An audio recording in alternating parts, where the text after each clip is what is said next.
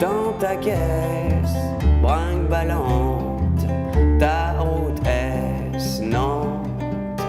Bien sûr, c'était pas mon chemin, mais j'ai senti mes mains vissées sur le volant.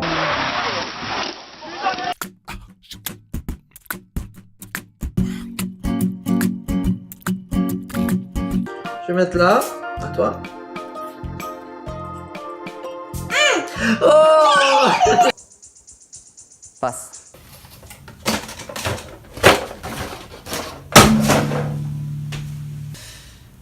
Bon, fallait bien que ça arrive, hein. La belle série s'arrête à 3, pas de 4e victoire consécutive. Bon, on va s'en satisfaire, hein. C'est déjà bien, ça faisait 2 ans que c'était pas arrivé. Mais alors pourquoi le Stade Malherbe s'est incliné à Nantes? On regarde le résumé et on débriefe ensuite.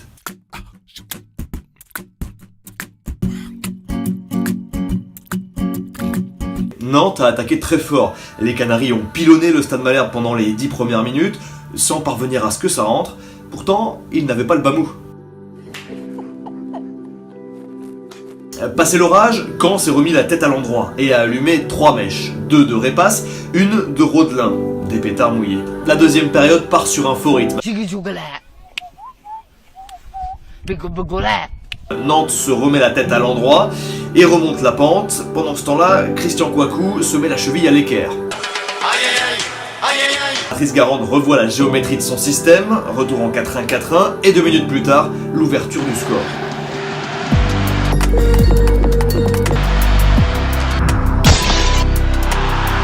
Un tir phénoménal d'Andrei Girotto. Ensuite, on a cru apercevoir notre sauveur, mais il avait la tête de Jonathan Delaplace. T'as le mauvais chasseur, il voit un truc, il tire. Il tire. Le petit milieu de terrain a contribué à dépeupler la Loire-Atlantique de ses pigeons. Affublé du titre du joueur le plus poissard ou maladroit de la Ligue 1 l'an dernier, c'est selon, eh bien il a porté son compteur à 44 tirs sans marquer. Logique, vous me direz, de faire ça à Nantes.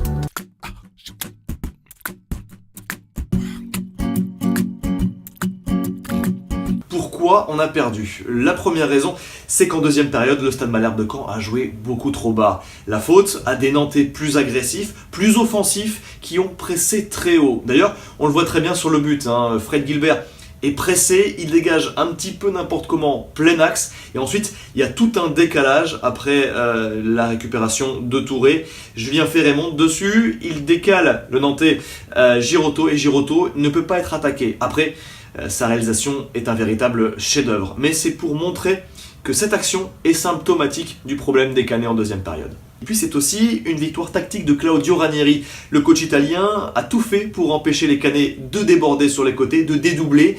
Il y a eu 18 centres, c'est la moyenne de la saison, mais très peu sont arrivés sur un joueur canet dans la surface de réparation. Ça a été l'une des clés du match pour l'Italien. En bloquant les côtés, l'entraîneur italien a forcé Répasse, Kouakou et Rodelin à venir dans l'entonnoir, là où les attendaient Girotto et Touré, un vrai.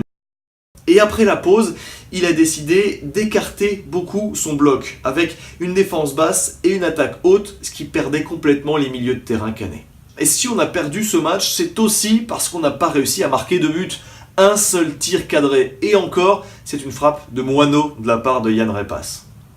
Mais si Caen a été aussi inoffensif, c'est aussi qu'il affrontait la vraie meilleure défense de Ligue 1. Alors oui, ils ont encaissé autant de buts que le Stade Malherbe, 4, mais ça fait surtout 4 rencontres de suite que les Nantais n'ont pas pris le moindre but. Ça, c'est une sacrée défense de fer.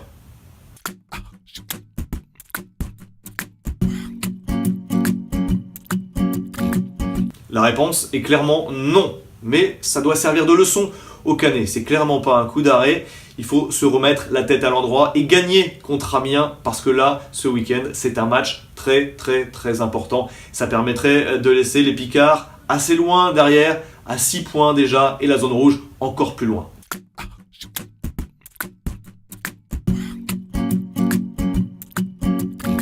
Bon, on a perdu, mais il y a quand même un top cette semaine. Le premier, c'est Youssef Aïd Benasser qui a fait son match. Il a bien orienté le jeu, il l'a accéléré par moments. Si tout le monde avait été au diapason du Marocain, le Stade Malherbe ne se serait pas incliné, ça c'est sûr. C'est aussi pour Rémi Vercoutre, le gardien a fait son match, il ne peut absolument rien sur le but de Girotto, cette frappe soudaine qui le surprend, qui surprend tout le monde d'ailleurs, mais il a fait les arrêts qu'il fallait pour maintenir le Stade Malherbe dans le match, surtout en fin de rencontre. Malheureusement, ça n'a pas été assez. Et puis on s'est incliné, mais encore une fois, la défense centrale a fait son match. Elle était nouvelle pour cette saison. Damien Da Silva et Romain Genevoix, on leur met 7 à eux aussi, parce qu'ils ont fait leur match. Ce sont eux qui ont remporté le plus de duels dans la rencontre. 2 flops cette fois-ci. Jan Repas, encore une fois, le jeune Slovène, a été trop tendre dans ses duels. Il n'a pas réussi véritablement à éliminer en 1 contre 1 Léo Dubois, ni Touré. Mais en même temps, c'était un sacré mur devant lui. Il a quand même frappé 2 fois au but, c'est lui qui a l'occasion la plus dangereuse. Malheureusement, c'est pas assez, clairement pas assez pour faire la différence. Puis, les changements, pour la première fois depuis le match contre Lille, ils n'ont pas apporté grand-chose, ils n'ont pas permis au Stade Malherbe d'être plus fort sur le terrain. Hervé Basile, au jeu de la place, aurait pu être les sauveurs, surtout le petit numéro 6. Malheureusement, ces tirs n'ont encore une fois pas été cadrés. On se mine, on chiale, on stresse, on dit qu'on se gave, on reste. Un de perdu, 10 façons de se retrouver. On couine, on saoule, on se teste, on crie qu'on coule, on peste. Un de perdu, 10 façons de se retrouver. Il a plu sur Nantes. Donne-moi la main.